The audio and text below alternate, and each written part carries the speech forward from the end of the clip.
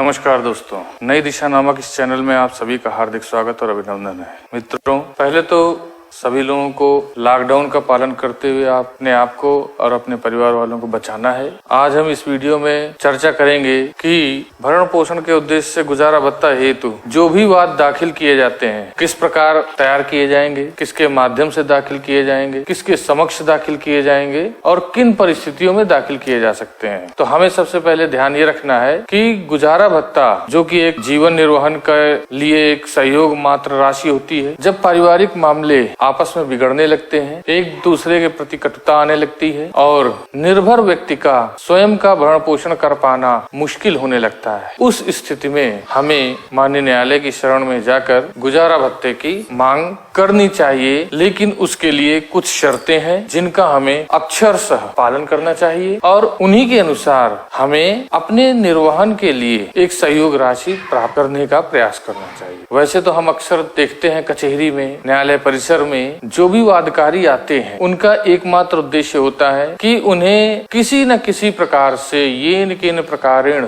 गुजारा भत्ता मिलना चाहिए। अगर उसके लिए उन्हें झूठ बोलना पड़े तो भी वो झूठ बोलने से नहीं चूकते हैं। जिसके लिए मेरी आपको एक सलाह है कि माननीय न्यायालय में कोई भी वाद योजित करते समय झूठ नहीं बोलना चाहिए, क्योंकि यदि आप झूठ बोलेंगे तो आप अपने विपक्षी पर जो भी आरोप लगाएंगे, उन आरोपों को साबित करने का भार आप पर रहेगा। यदि आप वो साबित नहीं कर पाए तो आपका विपक्षी आप पर दूसरे अन्य रूपों में हावी हो सकता है। वो आप पर माननीय न्यायालय के समक्ष मानहानि का मुकदमा भी कर सकता है, माननीय न्यायालय के समक्ष झूठ बोलने का वाद भी दाखिल कर सकता है, इत्यादि तमाम तरह की रेमेडीज उसको मिल जाएंगी। इसलिए प्रयास ये कीजिए कि आप किसी भी प्रकार से माननीय न्यायालय में झूठ न बोलें, झूठ बोलने से बचें। आइए अब हम चर्चा करते हैं कि गुजारा भत्ता का मुकदमा कहाँ योजित करना चाहिए। जहाँ भी आप निवास करते हैं या जहाँ के रहने वाले हैं या अंतिम निवास आपका जहाँ भी था, हर केस की अलग अलग क्षेत्राधिकार होता है। तो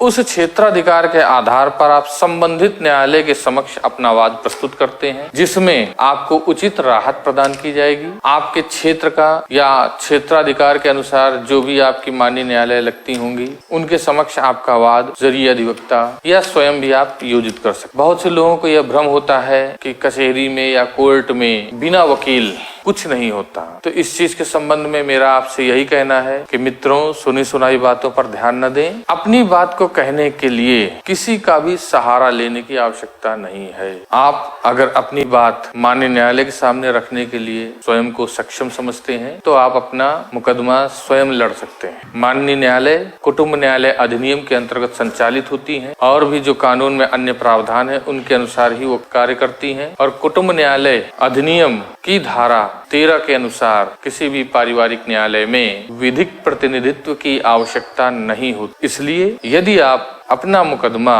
स्वयं लड़ने के लिए सक्षम हैं तो आप लड़ सकते हैं। अगला बिंदु आइए अब चर्चा करते हैं कि गुजारा भत्ता का मुकदमा कैसे योजित करना है। मित्रों, महिला हो या पुरुष हो, यहाँ बात सभी के लिए समान रूप से होगी। जो भी व्यथित व्यक्ति होता है, सबसे पहले तो उसको यह तय कर लेना चाहिए कि क्या वह स्वयं का भरण पोषण करने में असक्षम है या केवल सुनी सुनाई बातों के आधार पर ही वह माननीय न्यायालय के समक्ष मुकदमा योजित करने चला आया है। यह निर्णय स्वयं उसे ही करना होगा। दूसरी चीज, जब हम माननीय न्यायालय में भरण पोषण हेतु गुजारा भत्ते का मुकदमा योजित करते हैं तो यह वाद CRPC यानी दंड प्रक्रिया संहिता की धारा 125 के तहत योजित होता है और CRPC की धारा 125 के अनुसार कुछ नियम और शर्तें होती हैं कि गुजारा भत्ता किसे और किन परिस्थितियों में मिल सकता है।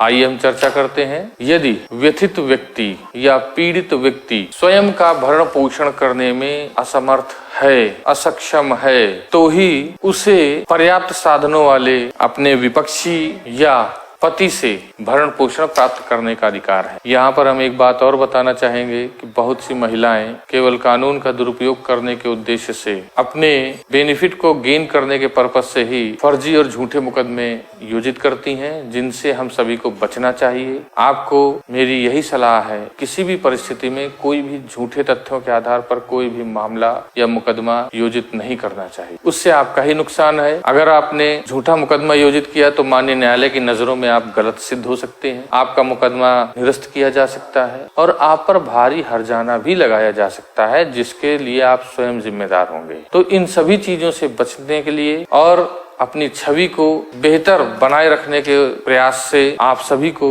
सही तथ्यों के आधार पर मुकदमे योजित करने चाहिए। अब दूसरा बिंदु है कि यदि कोई वरिष्ठ या असहाय या बुजुर्ग माता पिता जो कि अपने पुत्र पर निर्भर हैं और वह पुत्र उनका भरण पोषण नहीं कर रहा है, तो उन परिस्थितियों में वह बुजुर्ग दंपति भी अपने पुत्र से गुजारा भत्ता प्राप्त कर सकते हैं। यदि कोई अवयस्क संतान है तो वो भी अपने पिता से भरण पोषण प्राप्त कर सकते हैं, चाहे वो बालिका हो या बालक। इसी प्रकार से कई ऐसी अन्य परिस्थितियां भी होती हैं जिनके आधार पर मुकदमा नहीं भी योजित किया जा सकता है, उनके अलग बिंदु हैं।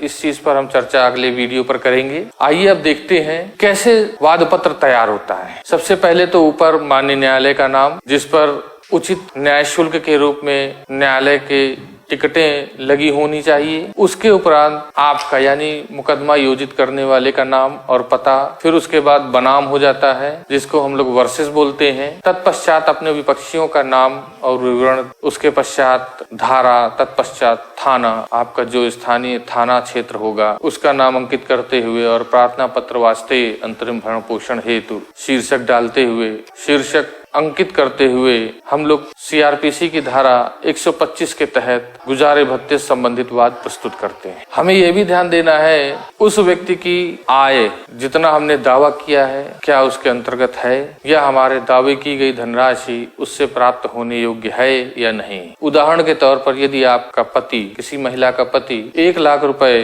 प्रतिमाह की आय अर्जित करता है, तो ये आवश्यक नहीं है कि एक पत्नी होने के नाते आपको रुपए 50,000 का गुजारा भत्ता प्राप्त होने लगे। जो भी गुजारा भत्ते की धनराशि माननीय न्यायालय द्वारा निर्धारित की जाती है वह आपके खर्चों के साथ साथ आप जिस पर निर्भर हैं उसके अन्य खर्चों को ध्यान में रखते हुए ही निर्धारित किया जाता है। दूसरी चीज जिससे आप गुजारे भत्ते की धनराशि की मांग कर रही हैं, क्या वह पर्याप्त साधनों वाला है, इस बिंदु को भी माननीय न्यायालय ध्यान में रखते हुए कोई भी आदेश पारित करेंगे। तो मित्रों, एक जिम्मेदार नागरिक होने के नाते हम सबका यह जिम्मेदारी बनती है, हम सबकी यह ड्यूटी होती है कि माननीय न्यायालय को अंधकार में न रखते हुए केवल वांछित राहत और अनुतोष ही माननीय न्यायालय के द्वारा प्राप्त किए जाएं। आशा करते हैं कि यह वीडियो आप सभी को पसंद आया होगा और यदि पसंद आता है तो कृपया करके नई दिशा नामक चैनल को सब्सक्राइब करें, वीडियो को लाइक करें, शेयर करें और कमेंट्स जरूर करें। यदि आपको